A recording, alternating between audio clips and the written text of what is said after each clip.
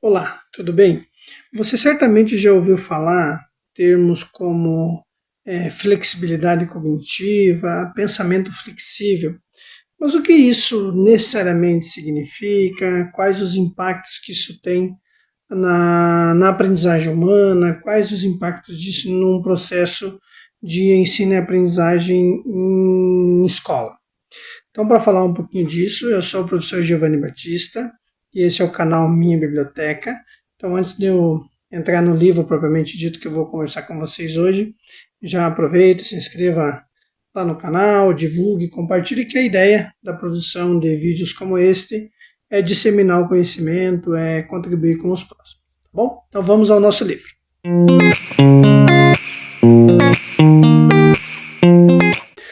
Para iniciar, eu vou trazer para vocês então a nossa discussão, que é desta obra aqui do físico americano Leonardo Miladinov, que se chama Elástico, Desenvolvendo o Pensamento Flexível. E o Leonardo Miladinov, quando ele traz esse livro, a primeira coisa que ele discute, né, eu vou trazer algumas ideias aqui do autor, mas quando ele fala dessa flexibilidade de pensamento, entender que qualquer pensamento flexível, por isso a ideia do elástico, ele se amplia, mas ele não perde o ponto de partida. Então, pensamento flexível também não significa qualquer coisa, mas é você, além de uma ordem dada, buscar um outro caminho, buscar uma outra alternativa, mas sem necessariamente perder o ponto de partida.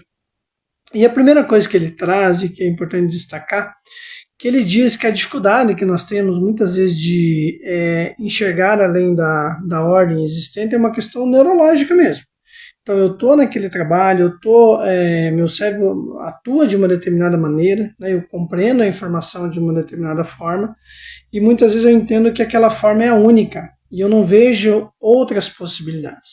E aí é muito interessante, ele traz dentro do livro até exemplos, né, de como isso pode acontecer, justamente você ampliar, às vezes enxergar um pouquinho fora da caixinha propriamente dito, ampliar o horizonte para voltar para aquilo que você pretende, aquilo que você quer atuar propriamente dito. E uma das questões que ele traz para isso, o autor nos instiga, quando eu quero pensar em pensamento flexível, questionar as próprias certezas. Aquela questão de sempre foi assim, né, não tem por que mudar, não há outra possibilidade.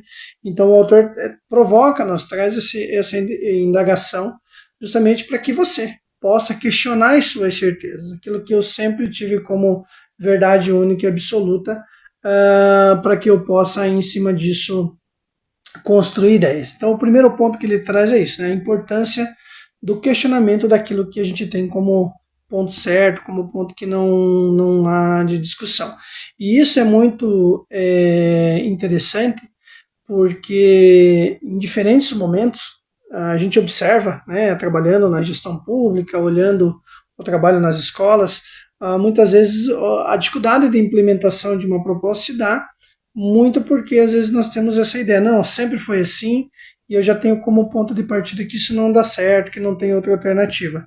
E o autor nos provoca a isso, né, questionar as próprias certezas, não ter a ideia da síndrome de Gabriela, né, eu nasci assim e vou morrer assim. Não, a gente pode e deve questionar e buscar outros caminhos. E nessa linha ele também ressalta o quanto que a impaciência, né, que a pressa também dificulta esse pensamento flexível, eu poder questionar, eu poder construir novas alternativas. Então, olhar para isso também é um ponto importante e necessário, né? Que você, professor, você, gestor, tem que ter agilidade para as coisas, obviamente, mas cuidar para isso não se transformar numa pressa desenfreada, porque aí essa possibilidade de construção ela se torna muito mais limitada. O autor também ressalta como um dos caminhos para essa flexibilidade cognitiva nós nos libertarmos também em relação à maneira como nos vemos. Então, muitas vezes eu me vejo, né, na condição de um aprendiz com um único caminho, uma única possibilidade. E ele fala justamente desse olhar, para eu olhar para o outro, para eu olhar para a tarefa em questão, eu tenho que olhar para mim. Então, como eu me vejo nessa tarefa? Qual é a maneira que eu sempre faço? Só existe essa. A gente tem outros caminhos, outras possibilidades. Então, o exercício que ele traz para esse encaminhamento, para esse olhar. Então, de nós nos libertarmos, às vezes, de olharmos para nós mesmos e a partir da maneira como fazer uma autoavaliação, e aí o exercício metacognitivo é importante, né, que é o olhar para a própria ação, né, eu refletir sobre como eu faço e qual a melhor estratégia para isso, para que eu possa ampliar o meu horizonte e as minhas possibilidades. E nessa linha, o Milodinov também ressalta que a maior dificuldade que nós temos não está diante do novo, mas de me libertar do velho. Essa é uma frase muito interessante, porque aquilo é a dificuldade que nós temos de nos libertarmos daquilo que nós estamos acostumados, estamos habituados a fazer.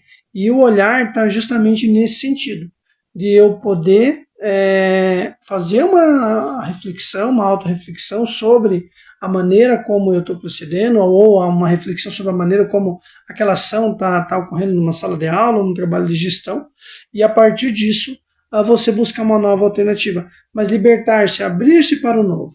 Esse é um ponto fundamental e necessário quando a gente fala de uma flexibilidade cognitiva. Então, eu posso trazer como exemplo, né, a própria questão das avaliações externas. As avaliações externas, ela abre uma nova possibilidade de trabalho. Então, se eu, enquanto gestor, se eu, enquanto professor, entendo que não, sempre foi dessa forma, não cabe a avaliação, eu não posso tirar dali proveito, tirar bons encaminhamentos, dificilmente a gente vai ampliar, vai flexibilizar e vai ter novas alternativas de trabalho. Então, esse olhar para a flexibilidade cognitiva que o autor nos traz é extremamente importante. Outro elemento também que eu queria ressaltar aqui, que ele destaca, refere-se à questão do quanto, às vezes, o conhecimento especializado pode, não é que ele garante, mas pode limitar a flexibilidade cognitiva. Porque se eu ficar fechado, né, como se uma única área, um único caminho, como se não tivesse outras possibilidades, outras visões, dificilmente a gente consegue ampliar. E ele traz justamente essa ideia. Não é que ele é contrário, e eu também defendo, né, do conhecimento especializado. É necessário, isso nos ajuda até para que as pessoas tenham maior segurança daquilo que se fala.